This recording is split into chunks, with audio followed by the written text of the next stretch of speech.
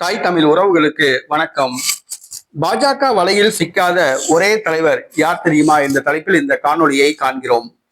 பாரதிய ஜனதா கட்சியின் வலையில் சிக்காத ஒரே தலைவர் யார் தெரியுமா என்ற தலைப்பில் இந்த காணொளியை காண்கிறோம். பாரதிய ஜனதா கட்சி பல தலைவர்களுக்கு கூட்டணிக்காக வலை வீசியது. அந்த வலைவீசியில் சிக்கியவர் முதலில்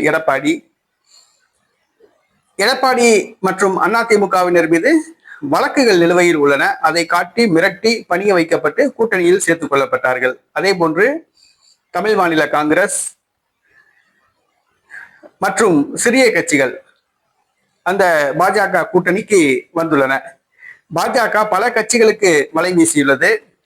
அந்த பாஜக வலையில் பாட்டாளி மக்கள் கட்சி, தேமுதிக, தமிழ் மாநில காங்கிரஸ், புரட்சி பாரதம், தமிழக மக்கள் முன்னேற்ற கழகம் உள்ளிட்ட பல கட்சிகள் சிக்கியுள்ளன.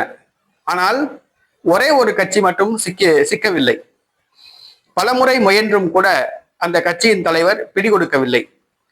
ஒரு காலகட்டத்தில் அதிமுக தன்னுடைய கூட்டணியில் இல்லாமல் போனால் பாஜக கூட்டணி முதலமைச்சர் வேட்பாளர் என்று கூட ஆசை வார்த்தை காட்டினார்கள்.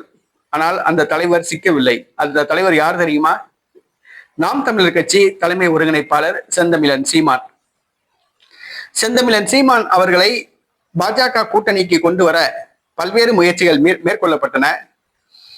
நிர்மலா சீதாராமனுடன் ரகசிய சந்திப்பு என்று கூட வதந்தி பரப்பினார்கள், அவதூறு பரப்பினார்கள்.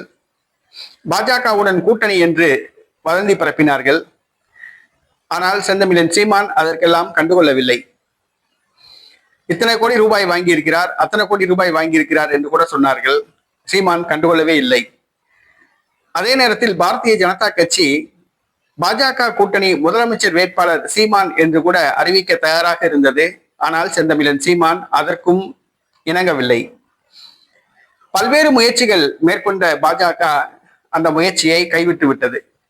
நாம் தமிழர் கட்சி ஒருங்கிணைப்பாளர் செந்தமிழன் சீமான் அவர்கள் இப்போதைக்கும் சரி, என்றென்றைக்கும் சரி, நாங்கள் தனித்துதான் போட்டி என்று தன்னுடைய கொள்கை நிலைப்பாட்டில் உறுதியாக உள்ளதை கண்ட பாஜக அதிர்ந்து போய் பின்வாங்கி விட்டது.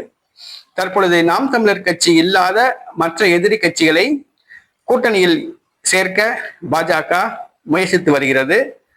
ஆனால் நாம் தமிழர் கட்சி ஒருங்கிணைப்பாளர் செந்தமிழன் சீமான் அவர்களை கூட்டணிக்குள் கொண்டு வரும் முயற்சிகள் எதுவும் பலிக்கவில்லை.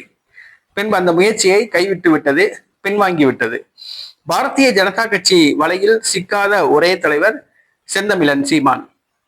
பாஜக கூட்டணியில் முன்பு திமுக, விடுதலை சிறுத்தை கட்சி ஆகிய கட்சிகள் கூட இருந்தன. ஆனால் அந்த கட்சிகள் தற்போது திமுக கூட்டணியில் உள்ளன.